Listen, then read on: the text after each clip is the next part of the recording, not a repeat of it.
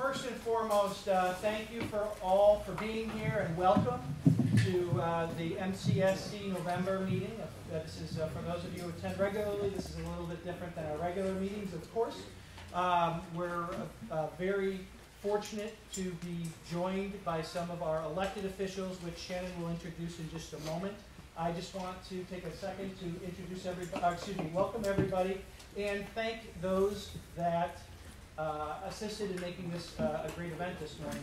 First and foremost, I want to make sure that we recognize Midwest Food Bank for hosting us. This is a wonderful space. They're doing amazing work in the community, and we're super fortunate to be able to do this here. In addition, I want to make sure that we recognize Highland Park Market for providing food, Mac Charities for providing additional support and donations for the breakfast, Michelle Puzo for managing our video, and did I leave anybody out? Oh, yes, right, and Midwest Food Bank, which I mentioned for the space. In addition, at the end of this breakfast, representatives from Midwest Food Bank would love the opportunity to show anyone around and talk about their facility and their work while you're here. So please consider taking advantage of that as well. So again, welcome, and at this point I'm going to turn it over to Shannon Baldessario, our Legislative Committee Chair. Good morning, everyone. Good morning. As Josh said, my name is Shannon Baldessario. I am a member at large here on the executive board with the Manchester Community Services Council. I've been a part of the team for a little over a year, and it's been really exciting and inventive. So today we are here on a new journey. So the Manchester Community Services Council is dedicated to supporting community alliances that remove barriers to human services as a critical component for enhancing the quality of life for all Manchester residents. With that being said, the Manchester Community Services Council Executive Board came together to begin incorporating new ways to expand MCSC. As our President Josh announced at the beginning of our kickoff meeting in September, so we are dedicating to getting your voices heard. That's never changed. From there, a legislative committee was formed to develop a relationship with our local legislators that you see before you here, and we are going to discuss that in a little bit more in detail. So, as legislators write and pass laws, their primary reason of importance is to set standards and controls to govern the actions of people. As legislators act on behalf of their constituents, it is important to communicate effectively, illuminating real community needs. At MCSC, we believe in shining light on a particular problem, program, services, resources, and concerns within our community, and allowing policymakers to hear such problems in a way to address and support the process. With that being said, I'd like to introduce to you and welcome the distinguished state legislators who now serve areas of Manchester as part of their voting districts. I'd like to introduce to you to MD Rahman, if you can just wave for those. He is our state senator in the 4th District. He is also Deputy President Pro Tem in the State Senate leadership. In addition, he is Chairman of the Planning and Development Committee, Vice Chair of the Commerce Committee, and on several other Senate committees, including Public Health and Public Safety and Security. MD first held jobs as a waiter after migrating to the U.S., and now decades later is a CEO of several businesses in healthcare, real estate, and construction. MD has been recognized nationally and internationally for his charitable and philanthropic work. Next, I'd like to introduce you to Representative Jason Rojas. He serves as our state representative in the 9th District, and he is also House Majority Leader in the Connecticut General Assembly. Jason's legislative areas of focus include government finance and tax policy, affordable housing, education funding, and literacy. A lifelong resident of East Hartford, Jason graduated from the town's public schools, the University of Connecticut, and Trinity College, where he holds the positions of Associate Vice President for External Affairs and Chief of State to the college president. Jason currently is on the board of the Manchester Community College Foundation and involved in numerous other organizations. Thank you for being here today. Next up, we have Jason Doucette. Jason. He is our state representative in the 13th District and a past member of Manchester's Board of Directors. At the state level, his legislative duties include chairing the Banking Committee and serving on the Finance, Revenue, and Bonding Committee, as well as the Judiciary Committee. Jason earned his law degree from the University of Connecticut and is co-founder and partner at the law firm of Gagliardi and Doucette. Jason is a lifelong Manchester resident with a deep history of community involvement ranging from various town committees to Manchester Little League and Cass Children's Theater. Thank you, Jason.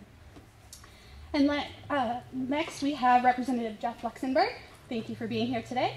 He is currently our state representative for the 12th District and previously served a 4-year term ending in 2015.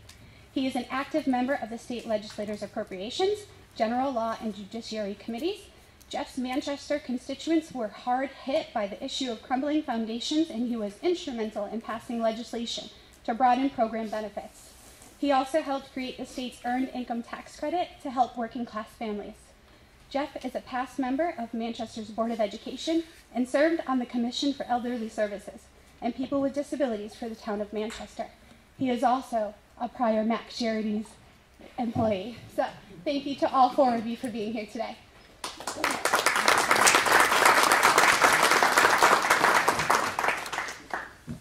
With respect of time, and we know how busy our legislators are, especially during this time of year, we are going to limit it to closed questions that we have already pre-filled, and we would just like for you to listen to our questions, hear their responses, and at the end, if any of our legislators are available, there will be networking towards the end of this hour. So thank you. Gentlemen, I'm just going to turn your mic on just to make sure everything's...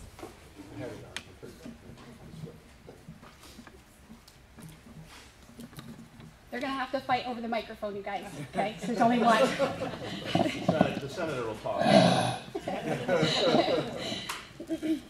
All right, so these questions are not in any particular order, so I'm just going to shoot one out to you, and we'll go from there. So first, what are your legislative priorities related to human service going into the next legislative session? Yes, please. Thank you. Thank you. Thank you for having us. Good to be here.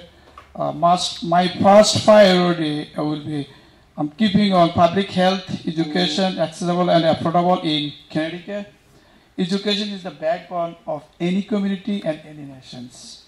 So we must invest more public higher education and funding as much as they need it.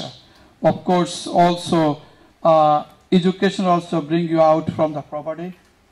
And somehow we need to invest also technical, college for more. What I found, you have a 4-year college degree, you could make $60,000, $70,000 or $50,000. When you have plumbing or electrician, you can make more than that. You could sometimes, some point, double up you pay. So we also have to invest more for technical. Thank you. Thank you. Good morning, everybody. Thank you for having us. It's great to be here with my colleagues. Going into the next legislative session, I tend to focus on housing issues every legislative session. And I don't want to steal too much thunder from the House Chair of the Housing Committee, because I'm sure he'll talk about housing too. But it's a painfully, I often describe it as a painfully incremental progress. I'm trying to get more housing developed in Connecticut, and in particular more affordable housing, because I see housing as key to all the other social determinants that people struggle with, whether it's health, whether it's access to food, whether it's a safe neighborhood, safe in your home, even a safe home. So I'll be focusing on housing, but there's no doubt as we look into the second year of the budget, we have a biennial budget. We generally make budget adjustments in the second year of the biennium, and I'm sure we will be doing that as nonprofit organizations. We know that many nonprofits are looking for additional resources to be injected into the entire system. One, to support the services that you deliver, but two, to support your employees. As wage compression continues to be an issue, I think, for many employers, and also retaining a lot of your employees as well is something that I know that you all struggle with as well too. So we'll be looking at the budget. There are always limitations to what we can do because there are fiscal constraints that are put in place that only allow us to raise a certain amount of revenue, use a certain amount of revenue that we collect, and then obviously there's a spending cap as well too. So in as much as we would like to spend on all the priorities that come before us in any given legislative session, there are all those constraints in place which make it difficult for us to fund all of the priorities that every group that comes to us for. So. Thank you. Yeah, first of all, thank you to Midwest Food Bank for hosting us. I was talking to the mayor. He said this is the third time he's been here in the last few days for events, which is just fantastic that you're able to open up your doors to the community like this. So thank you. Yeah, I'm going to hit on the same themes, but again, not try to steal the thunder of Representative Rojas, who's worked on housing issues for years, Representative Luxenberg, who chairs the committee. But I think housing is a top priority this year for us, for sure. And we have a lot of unfinished business, discussions that have carried over from the past legislative sessions. I think we all had the opportunity to sit on a roundtable on homelessness a couple of weeks ago, and heard the situation of coming into the winter, how dire things are, that we've been sustained by ARPA funds, and but that we are, things are continuing to come to a head on that front. So we have a lot of unfinished business there. Again, having the experts on housing here, I like to stay in my lane as the banking chair. I think I can add some value in terms of how we finance these projects, the leverage state resources that our housing agencies like CHFA, and how we can better finance new housing units. Whether they be affordable housing, supportive housing, all of these things are in dire need. And then, the other thing, again, a big picture item, and Representative Rojas touched on this, are state finances and appropriations. We hear every year, as long as I've been doing this, of the need in the nonprofit sector to increase, whether it be for wage support, administrative support, or whatever.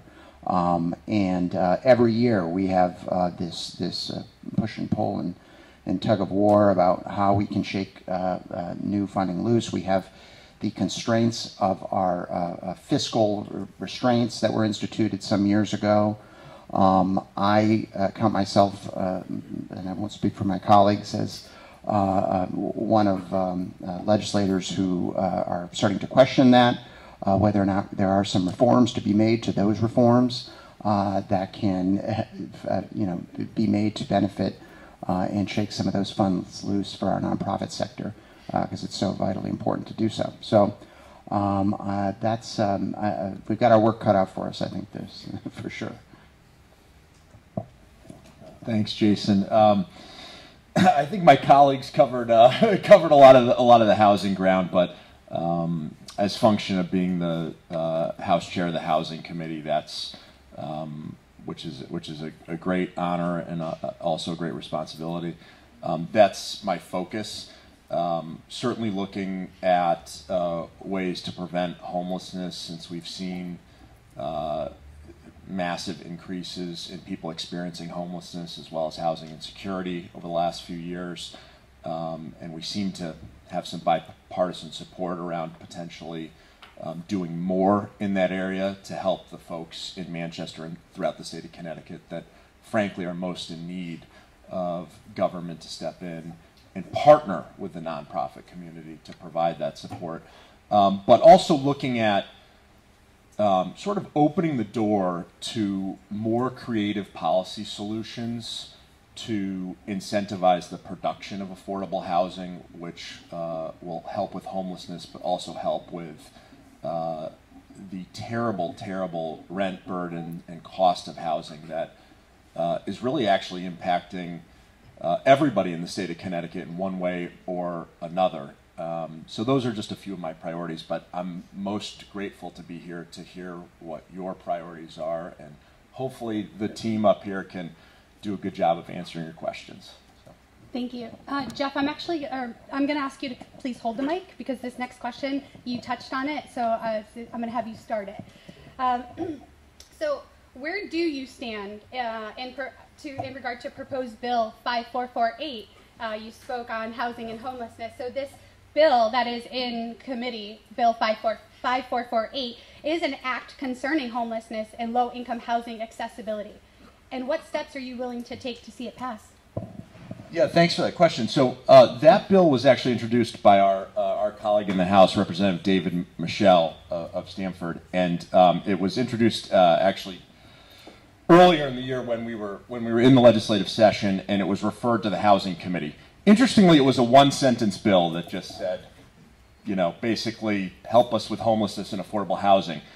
The challenge with being a chair of a committee of the legislature is it takes a lot more than one sentence, frankly.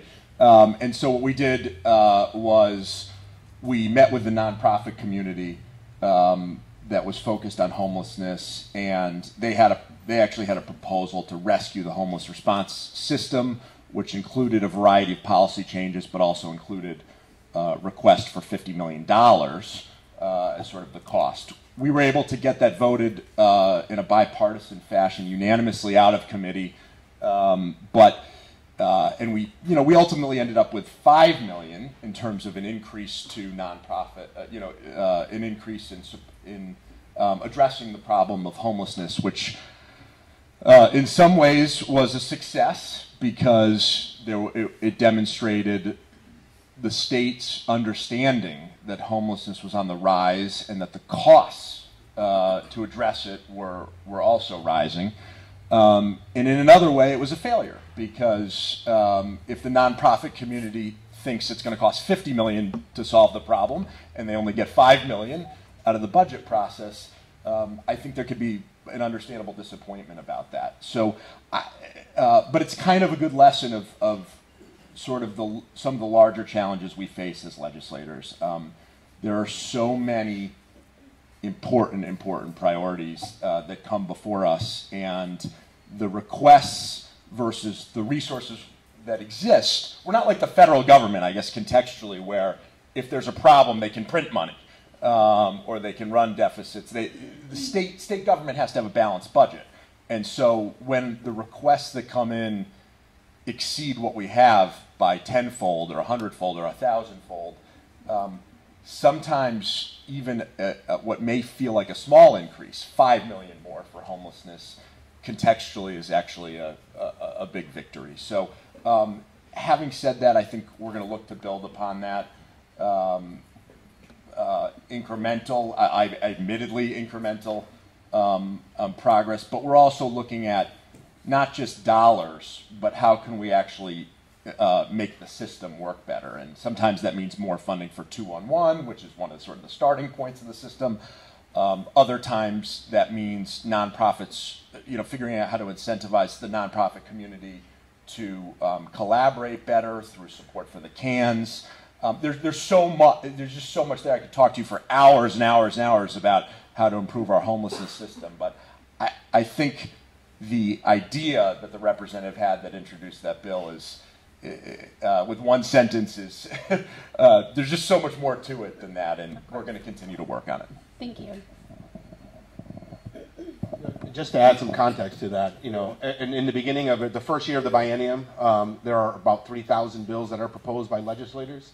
And I don't know how many you had in the Housing Committee, but I chaired the Finance Committee. And every year we'd get like 300 bills. Sometimes 20 of those would be on the same topic.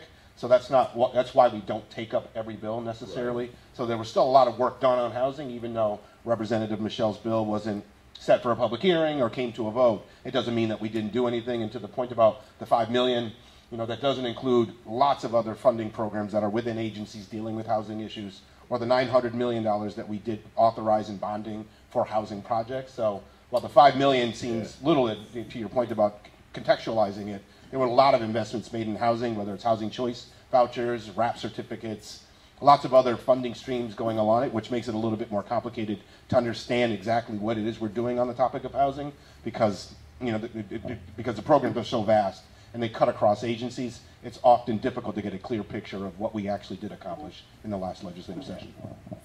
Thank you. If there's no more comment, I'll move on to the next question. Okay. So how can our local representatives and senators support and promote the viability, durability, and success of our ECHN medical facilities and health system? Deb, you want to come up and answer that? So this is something that we have been working on behind the scenes because of the sort of sensitive nature of all the parties and the negotiations, as many of you know.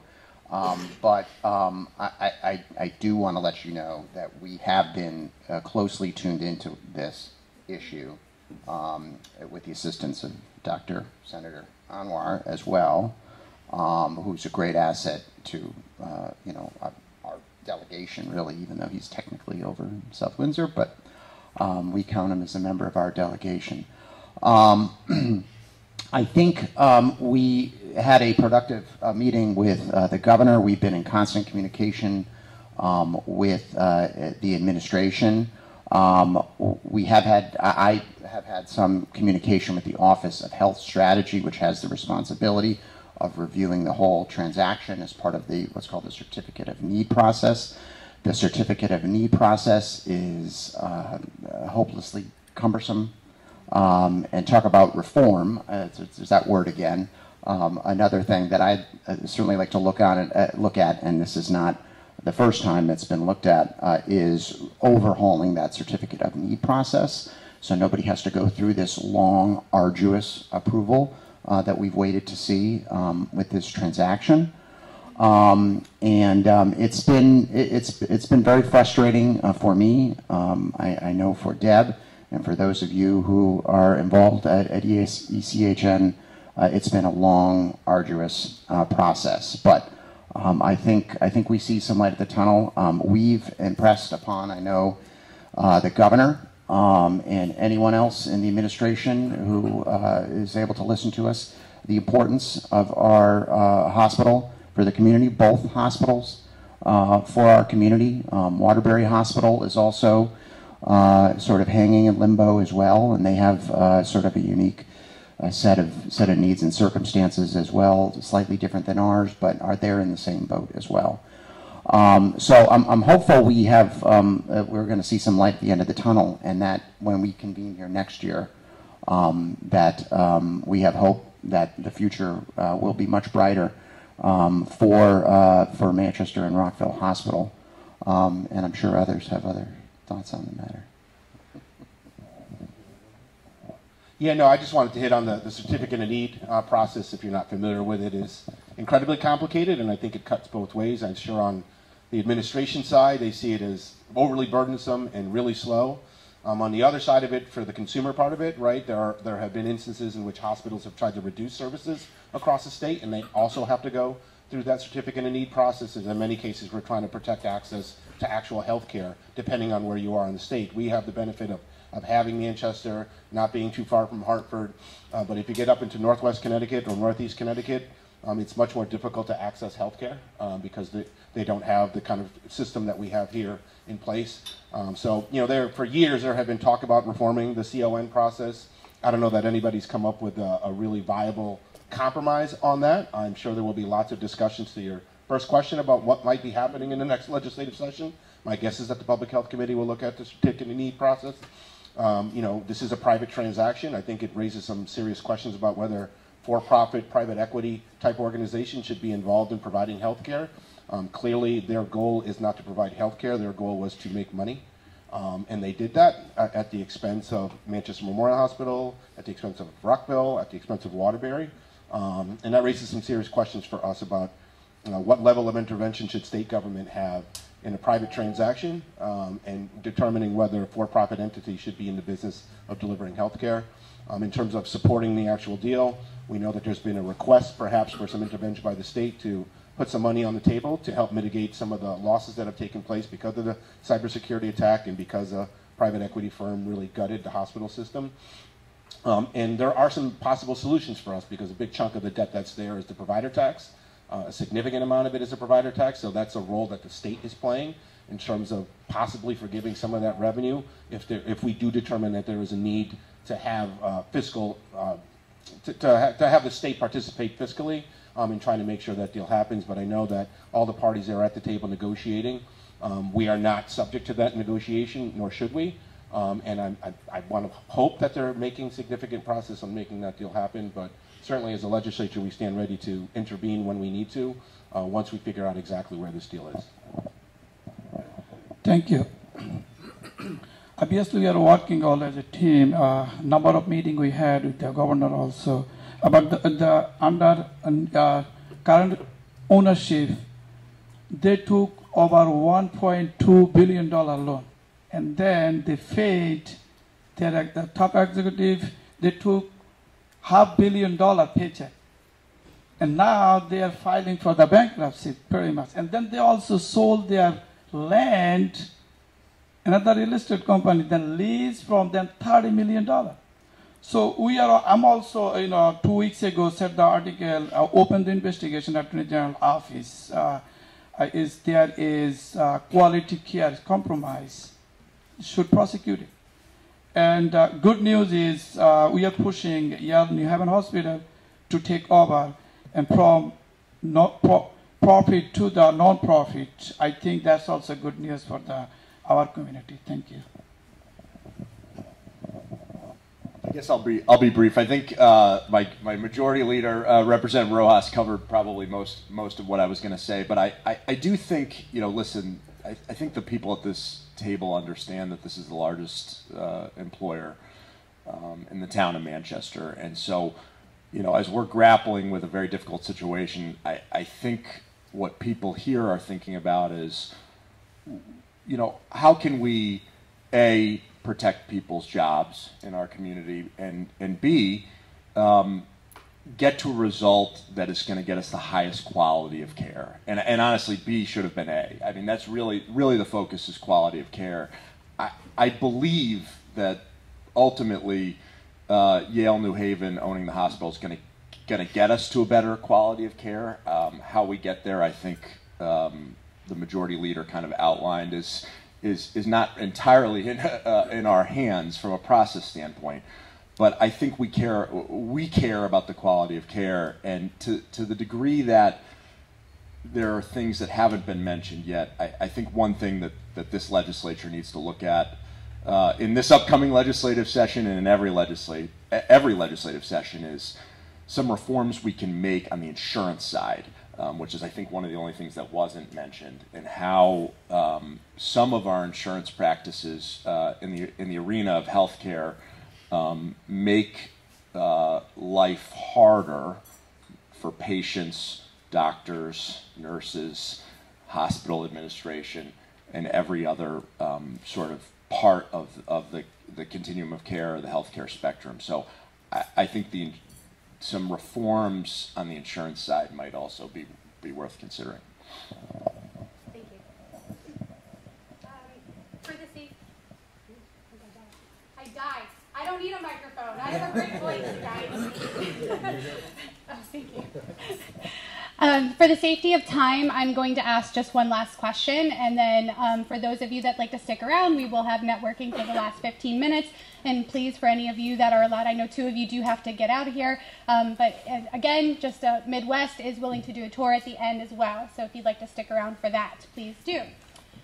So, my last question to you gentlemen. It's a tough one. What feedback can you provide us to date on the revenue the state has begun to see with the authorization and sale and use of cannabis? And where is that funding being allocated? I'm going to hand the mic immediately to our majority leader, who I think has worked harder on this probably than anybody in the state of Connecticut. So. Gee, thank you for that one.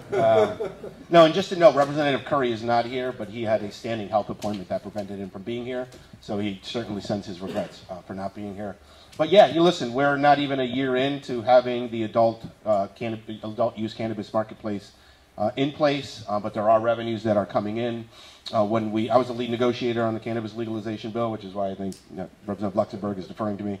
But a lot of the resources we're trying to funnel it back into the system, right? So some dollars have already gone out to the United Ways in various parts of the state to distribute grants to organizations that do direct work in terms of youth substance abuse counseling, supporting other nonprofits to provide services to mitigate the impact of substance abuse. So that's where the dollars are going. There are also dollars going back into the system to try to meet some of the goals that we had with legalization, which was the equity component of it, and ensuring that communities and individuals who are most impacted by the war on drugs can now benefit from our legalizing it. So some of the funds are going back into that. So we've set up incubator systems. We're giving out low interest loans and grants, providing technical assistance for individuals who want to enter that marketplace. So I think it's still early. We're not even a year in to the revenue coming in the door, but there is significant revenue coming in the door. The media presents it as it's the highest month of cannabis revenue. Well, we're going to see that for a while.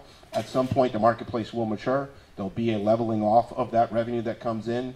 And I think at that point, it'll become even more difficult to parse out the dollars. And certainly some of the dollars are going back into the general fund. Some of it is also supporting the regulatory structure that we put in place to ensure that this marketplace operates in the way that we want it to operate. So it's still early.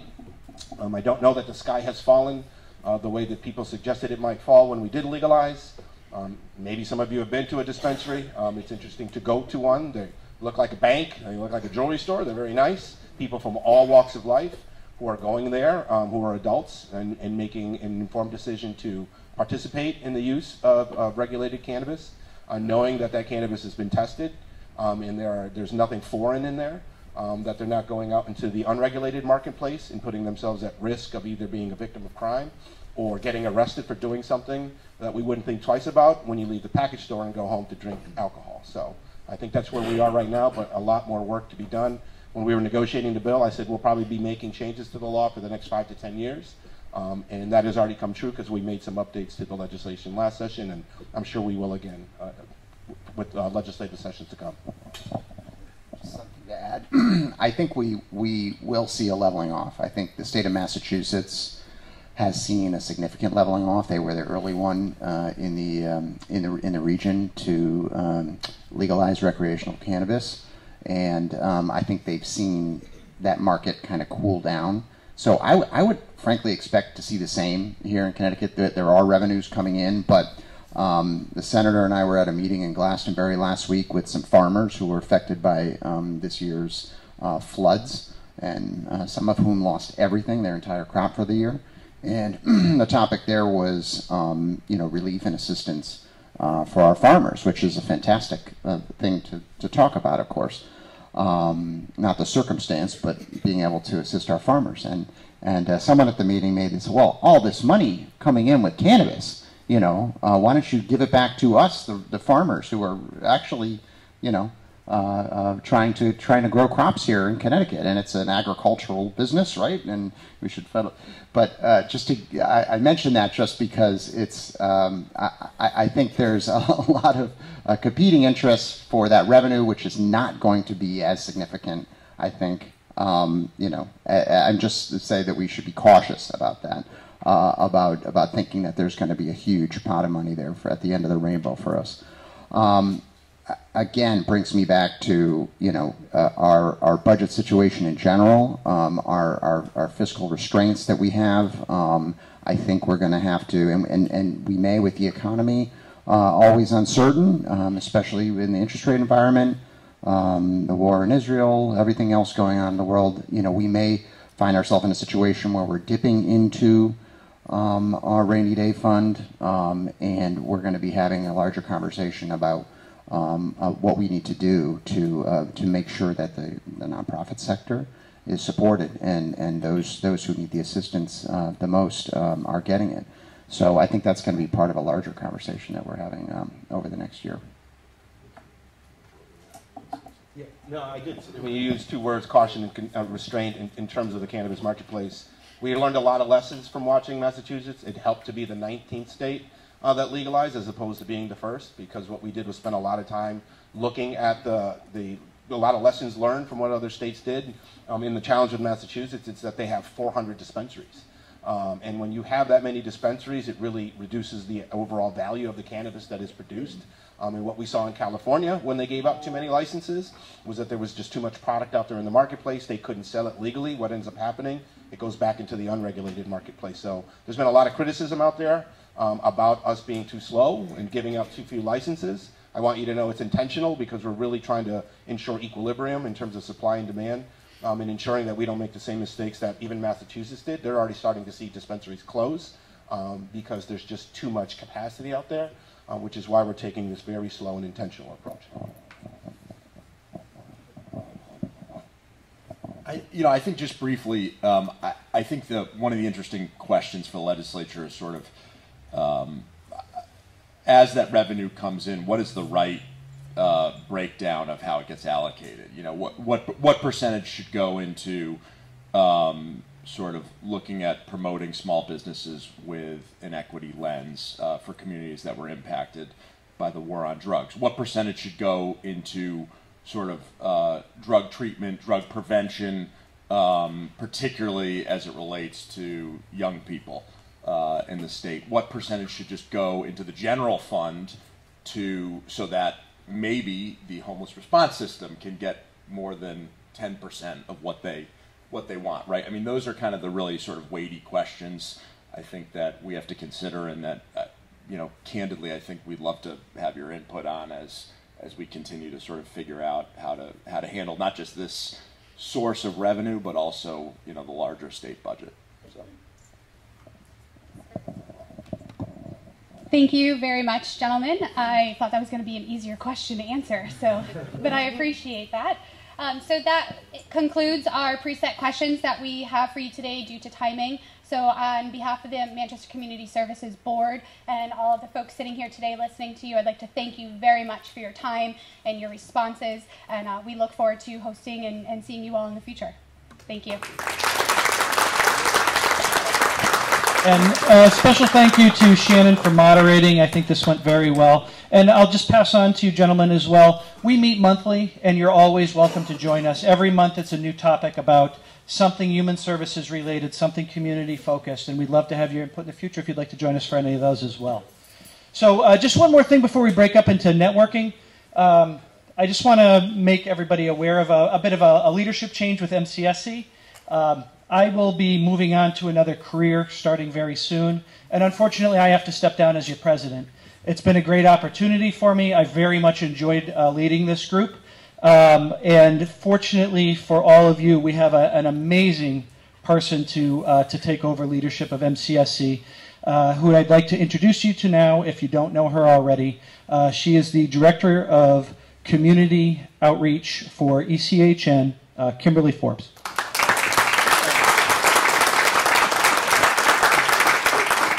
Good morning. Thank you all for being here so much, and thank you so much for taking the time. I'm going to be super brief. We want to thank Josh for his leadership. So many qualities that we could rattle off for quite some time. He leads this group with such strength, grace, handles everything in such a judicious manner. They are very big shoes to fill. I will try my best, and I assure you that it will be a very seamless transition, because the work of this executive board is done by all the members. If you would join me up here for a moment, just quickly, just come on up. They work very hard to make sure that we do the work of this very important group that has been here for over 50 years in the community, ensuring that everyone is tied together, that we're not duplicating efforts, that we are aware of what everyone is doing. Representative Rojas mentioned social determinants of health. That is so important and the cornerstone of everything we do. Manchester is a beautiful place to live, work, and play, and the work of this group is ensuring that everyone here knows where to find resources when they need them. Please join us. As Josh said, we have monthly meetings. Right now they're being held at ASM, but we are always looking for topics that you'd like to share. We'd love to highlight your organization. That's exactly what we do. Next month, in a very timely manner, the topic will be Veteran Services. So we hope you'll join us. It's always the first Thursday of the month, 9 a.m. Thank you all so much for coming today.